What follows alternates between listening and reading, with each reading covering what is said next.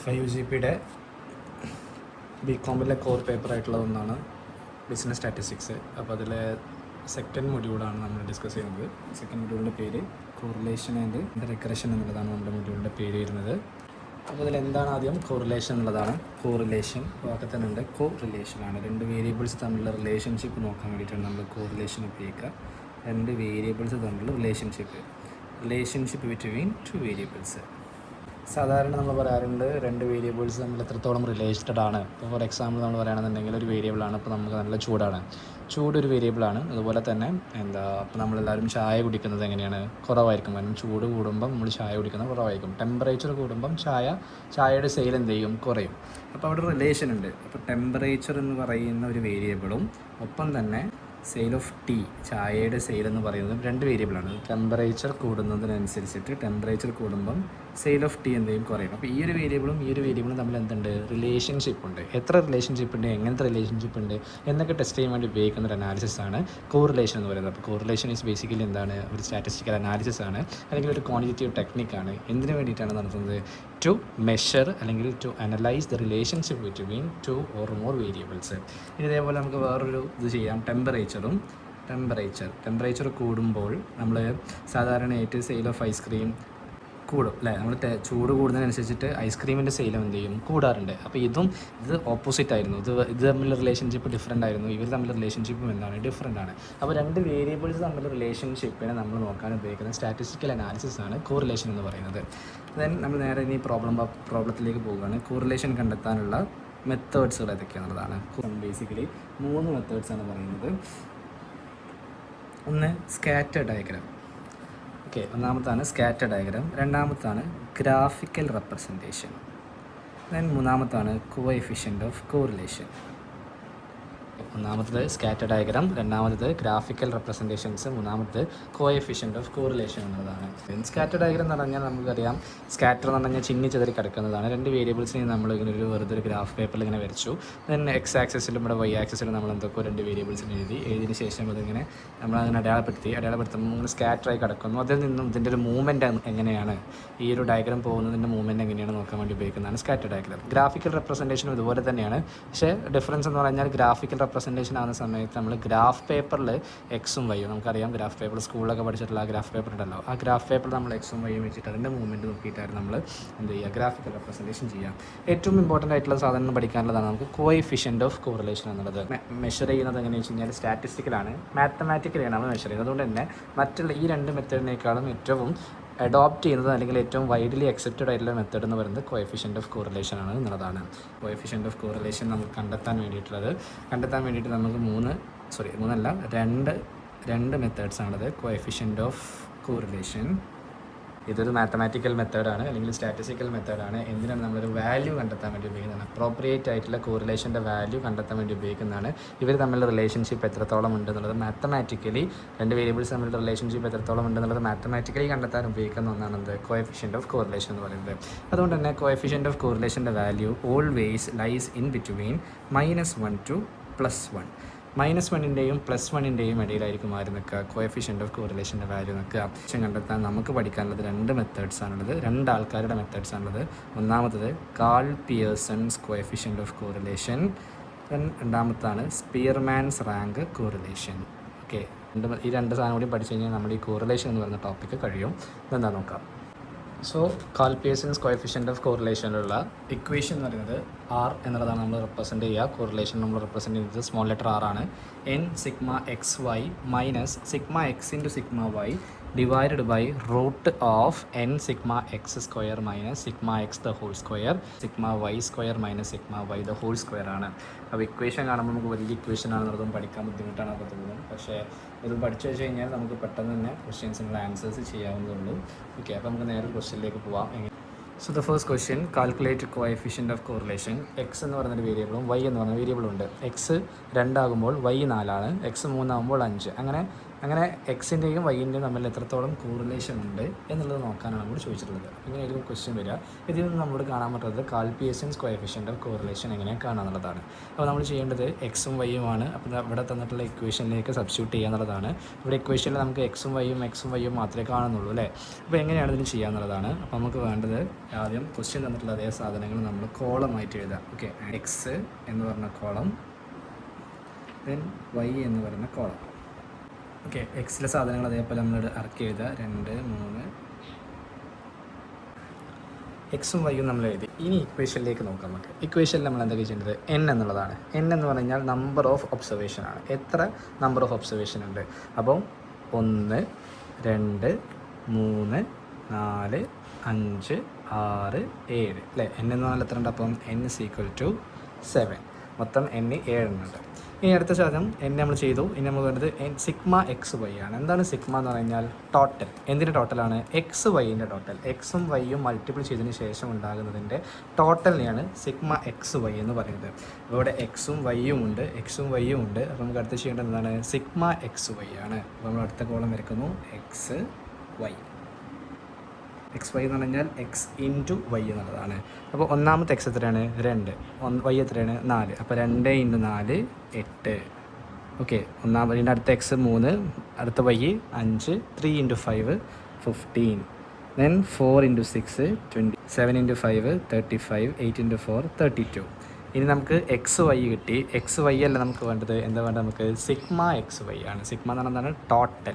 എന്തിൻ്റെ ടോട്ടലാണ് X വൈൻ്റെ total. അപ്പോൾ ഇവിടെ ഒരു കോളം വരയ്ക്കുന്നു നമ്മൾ. ഇവിടെ ഇത് വരയ്ക്കുന്നു. എക്സും വൈയും കൂട്ടി എഴുതുക. അതായത് 8 + 15 + 24 + 60 + 54 + 35 + 32. അങ്ങനെ മൊത്തം കൂട്ടി കഴിഞ്ഞാൽ നമുക്ക് 228 കിട്ടും. സിഗ്മ എക്സ് വൈ എന്ന് പറഞ്ഞാൽ 228. അപ്പോൾ നമ്മളിവിടെ n നമ്മൾ കണ്ടു, സിഗ്മ എക്സ് വൈ നമ്മൾ കണ്ടു. അടുത്തത് സിഗ്മ എക്സും സിഗ്മ വൈയും മൾട്ടിപ്ലൈ ചെയ്യുക എന്നുള്ളതാണ്. സിഗ്മ എക്സ് എന്ന് പറഞ്ഞാൽ എന്തായിരിക്കും. അപ്പം സിഗ്മ എന്ന് പറഞ്ഞാൽ ടോട്ടൽ അല്ലേ. എക്സ് എന്ന് പറഞ്ഞാൽ എക്സ് ഇവിടെ ഉണ്ട്, ക്വസ്റ്റ്യനിലുണ്ട് എക്സ് ഉണ്ട്. സിഗ്മ എക്സ് എന്ന് പറഞ്ഞാൽ എക്സിൻ്റെ ടോട്ടൽ. ഓക്കെ, സിഗ്മ എക്സിൻ്റെ ടോട്ടൽ എന്ന് പറഞ്ഞാൽ എക്സുകളൊക്കെ പാടെ നമ്മൾ എന്ത് ചെയ്യുന്നു കൂട്ടുന്നു. എക്സൊക്കെ പാടെ കൂട്ടി കഴിഞ്ഞാൽ വിൽ ഗെറ്റ് 35. ഓക്കെ, ദെൻ അടുത്തത് സിഗ്മ വൈ ആണ്. സിഗ്മ വൈ എന്ന് പറയുമ്പോൾ എന്തായിരിക്കും. അപ്പം വൈൻ്റെ ടോട്ടൽ അല്ലേ. വൈൻ്റെ ടോട്ടൽ എന്ന് പറയുമ്പം എല്ലാ വൈയും പാടെ നമ്മൾ എന്ത് ചെയ്യുന്നു കൂട്ടുന്നു. It will be 45. അതായത് 4 + 5 4 5 9 അങ്ങനെ ഓരോന്നും കൂട്ടിക്കഴിഞ്ഞാൽ നമുക്ക് കിട്ടുന്നതാണ് 45. അപ്പോൾ ഇത്രയും പാർട്ട് നമ്മൾ കഴിഞ്ഞു. n എന്ന് പറഞ്ഞാൽ എത്ര ഒബ്സർവേഷൻസ് ഉണ്ട് എന്നുള്ളതാണ്. സിഗ്മ എക്സ് വൈ എന്ന് പറഞ്ഞാൽ എക്സിൻ്റെയും വൈയിൻ്റെയും എക്സും വൈയും ഗുണിച്ചതിന് ശേഷം അതിൻ്റെ ടോട്ടലാണ്. പിന്നെ അടുത്തത് മൈനസ് സിഗ്മ എക്സ് ആണ്. സിഗ്മ എക്സ് എന്ന് പറഞ്ഞാൽ എക്സിൻ്റെ ടോട്ടൽ. സിഗ്മ വൈ എന്ന് പറഞ്ഞാൽ വൈൻ്റെ ടോട്ടൽ. ദെൻ അടുത്തത് കാണുന്നത് വീണ്ടും റൂട്ടിലാണ്. Root n sigma X square ആണ് അല്ലേ. n നമുക്കറിയാം, ഓൾറെഡി നമ്മളോട് കണ്ടെത്തിയിട്ടുണ്ട് 7 ആണ്. ദെൻ സിഗ്മ എക്സ് സ്ക്വയർ ആണ്. എന്താണ് സിഗ്മ എക്സ് സ്ക്വയർ എന്ന് പറഞ്ഞാൽ സിഗ്മ എന്ന് പറഞ്ഞാൽ ടോട്ടൽ. എക്സ് സ്ക്വയർ എന്ന് പറഞ്ഞാൽ എക്സ് സ്ക്വയറിൻ്റെ ടോട്ടൽ. അപ്പോൾ എക്സ് ഉള്ളൂ ഇവിടെ. അപ്പോൾ നമുക്ക് എന്ത് വേണം അടുത്തത് എക്സ് സ്ക്വയറുകൾ വേണം. അപ്പോൾ അടുത്ത കോളം വരയ്ക്കുക എക്സ് സ്ക്വയർ. എക്സ് സ്ക്വയർ എന്ന് പറയുമ്പോൾ എക്സിൻ്റെ സ്ക്വയറുകൾ 2ൻ്റെ സ്ക്വയർ. എക്സ് ഒന്നാമത്തെ എക്സ് എത്രയാണ് 2. 2ൻ്റെ സ്ക്വയർ എന്ന് എത്രയാണ് 4. ദെൻ അടുത്തത് എക്സ് എത്രയാണ് 3. 3ൻ്റെ സ്ക്വയർ 9. 4ൻ്റെ സ്ക്വയർ 16. അങ്ങനെ ഓരോ എക്സിൻ്റെയും സ്ക്വയറുകൾ. 5ൻ്റെ സ്ക്വയർ 25. Then 36 49 then 64. കഴിഞ്ഞിട്ടില്ല. നമുക്ക് വേണ്ടത് എന്താണ് സിഗ്മ എക്സ് സ്ക്വയർ ആണ്. എക്സ് സ്ക്വയർ നമ്മൾ കണ്ടു ഓരോന്നിൻ്റെയും. സിഗ്മ എക്സ് സ്ക്വയർ എന്ന് പറയുമ്പോൾ എക്സ് സ്ക്വയറിൻ്റെ ടോട്ടൽ. എക്സ് സ്ക്വയറിൻ്റെ ടോട്ടൽ എന്ന് പറഞ്ഞാൽ എന്താണ് 4 + 9 + 16 + 25. അങ്ങനെ ഓരോ എക്സ് സ്ക്വയറും കൂടെ നമ്മൾ എന്ത് ചെയ്യുന്നു കൂട്ടുന്നു. Will get 203. 203 ആയിരിക്കും എക്സ് സ്ക്വയറിൻ്റെ ടോട്ടൽ. അപ്പം ഈ പാർട്ട് കഴിഞ്ഞു. n sigma X square. Then ഇവിടെ കൺഫ്യൂഷൻ ആക്കുന്നതായിരിക്കും ചില ആൾക്കാർക്കൊക്കെ. Sigma X the whole square ആണ്. അല്ല, സിഗ്മ എക്സ് ടോട്ടൽ ഓഫ് എക്സിന് നമ്മൾ എന്നിട്ട് എടുക്കുക ഹോൾ സ്ക്വയർ ഇട്ടെടുക്കുക. അതായത് നമ്മൾ ഓൾറെഡി എക്സ് ഇവിടെ കണ്ടിട്ടുണ്ട്. സിഗ്മ എക്സ് നമ്മൾ കണ്ടിട്ടുണ്ട് 35. അപ്പോൾ 35ൻ്റെ സ്ക്വയറിനെയാണ് എന്തെടുക്കുന്നത് sigma X the whole square എന്ന് പറയുന്നത്. ദെൻ അടുത്തത് റൂട്ട് ഓഫ് n നമുക്കറിയാം സിഗ്മ വൈ സ്ക്വയർ ആണ് അല്ലേ. അടുത്തത് വേണ്ടത് വൈ സ്ക്വയർ ആണ്. അപ്പം വൈ സ്ക്വയർ എന്ന് പറഞ്ഞാൽ വൈൻ്റെ സ്ക്വയറുകൾ. ഒന്നാമത്തെ വൈ എത്രയാണ് 4. 4ൻ്റെ സ്ക്വയർ 16. ദെൻ അടുത്ത വൈ എന്ന് പറഞ്ഞാൽ 5 ആണ്. 5ൻ്റെ സ്ക്വയർ 25. ദെൻ 36. 4ൻ്റെ സ്ക്വയർ 16. ദെൻ എന്താണെന്ന് പറയുന്നത് സിഗ്മ വൈ സ്ക്വയർ ആണ് വേണ്ടത് അല്ലേ. വൈ സ്ക്വയർ എന്ന് പറഞ്ഞാൽ നമ്മളിവിടെ കണ്ടു. സിഗ്മ വൈ സ്ക്വയർ എന്ന് പറഞ്ഞാൽ വൈ സ്ക്വയറിൻ്റെ ടോട്ടൽ. വൈ സ്ക്വയറിൻ്റെ ടോട്ടൽ 343. 343. വിഷയ സാധനം എടുത്തതാണ് കേട്ടോ. സിഗ്മ എക്സ് വൈ എന്ന് പറഞ്ഞാൽ sigma X y sigma X Y 228. 220. Sigma x നമ്മളിവിടെ കണ്ടു 35. ദെൻ സിഗ്മ വൈൻ്റെ ടോട്ടൽ 45. സിഗ്മ എക്സ് സ്ക്വയർ എന്ന് പറഞ്ഞാൽ എക്സ് സ്ക്വയറിൻ്റെ total which is 203.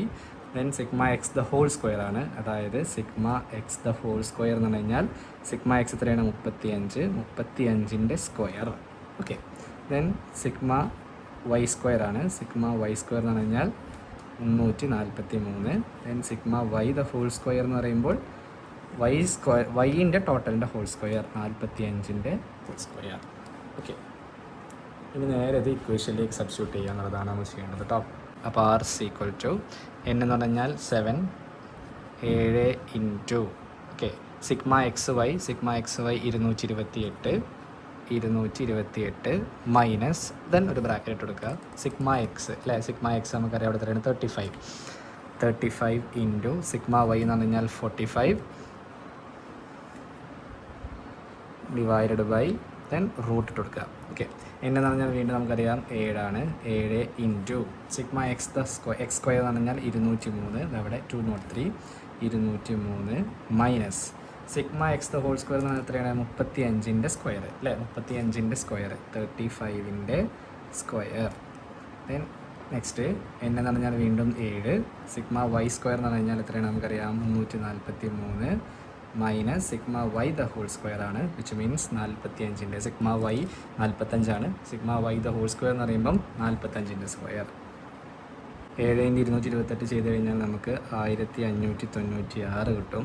Then 35 × 45 1575 divided by root of 7 × 203 എന്ന് പറഞ്ഞാൽ 1421 മൈനസ് 35 സ്ക്വയർ എന്ന് പറഞ്ഞാൽ 1225.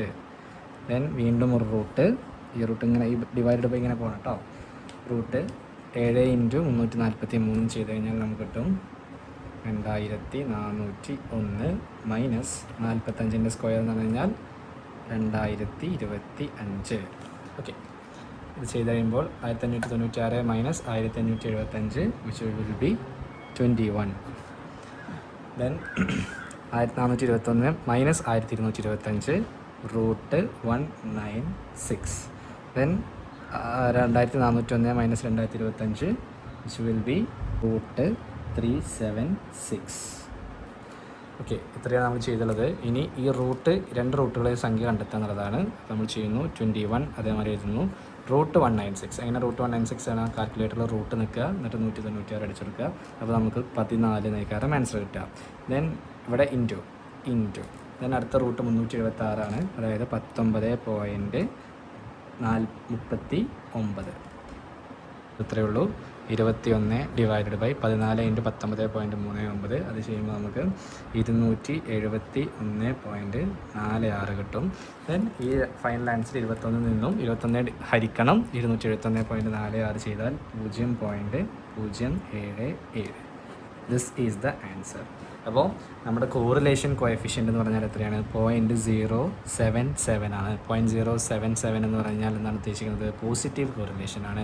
അപ്പോൾ നമുക്ക് കിട്ടിയിട്ടുള്ള ആൻസർ ശരിയാണോ തെറ്റാണോ നോക്കാൻ വേണ്ടിയിട്ട് നമുക്ക് കിട്ടിയ ആൻസർ -1ൻ്റെയും അതുപോലെ തന്നെ +1ൻ്റെയും ഇടയിലാണോ നോക്കുക. ഓക്കെ. -1ൻ്റെയും +1ൻ്റെയും ഇടയിലാണോ. ഇവിടെ നടുവിൽ ഒരാളുണ്ടാവും 0 അല്ലേ.